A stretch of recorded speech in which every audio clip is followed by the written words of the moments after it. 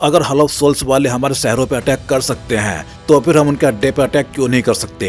ऐसी ही कुछ बातचीत हुई है यहाँ पे, और ये सब हमें बैटल थ्रू द हेवंस के एपिसोड 185 के प्रीव्यू में देखने को मिला है, जिसमें हमें हॉल ऑफ सोल्स के एक मैन हॉल पे सियावियन और उसकी टीम अटैक करते हुए दिखाई दे रहे हैं। तो चलिए फिर देखते हैं इस प्रीव्यू में हमें और क्या क्या देखने को मिला है। इस प्रीव्यू के पहले सीन में हमें मास्टर यावलाव, सियावियन और जीएन एक मिस्टीरियस गेट के सामने खड़े हुए दिखाई दे रहे हैं।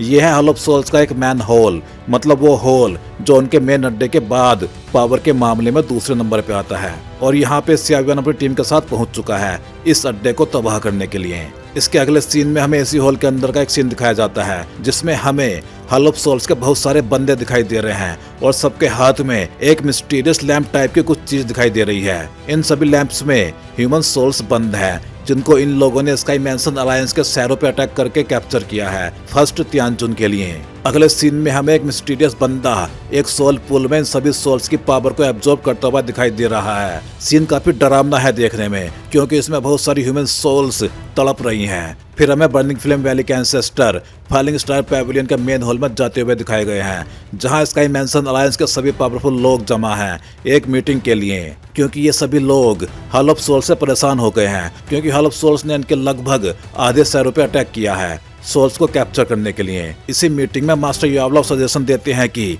हम भी हॉल ऑफ सोल्स के अड्डे पे अटैक करेंगे, और इसी मीटिंग में सियावियन की एंट्री होती है जब वह एंसेंट वर्ल्ड ड्रैगन ट्राइब से वापस आता है। अगले सीन में हमें फर्स्ट तियानजुन देखने को मिला है, जिसका लुक भी हुमी सेंग जैसा ही लग रहा है, और ये फर्स्ट तियानजुन मिड लेवल 2 स्टार डोसेंग लेवल पे है, और सियावियन इस टाइम पे है इनिशियल 2 स्टार डोसेंग।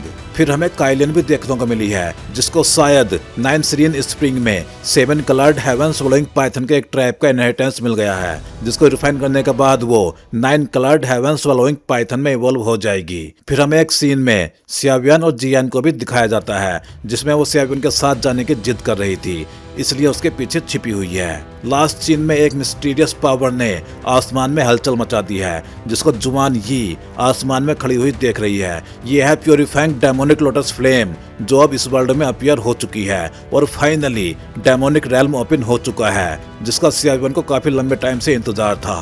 तो भाई लोग, ये था बैटल थ्रू द हेवंस के एपिसोड 185 का प्रीव्यू। चलिए फिर जल्दी ही मिलते हैं अगले वीडियो में।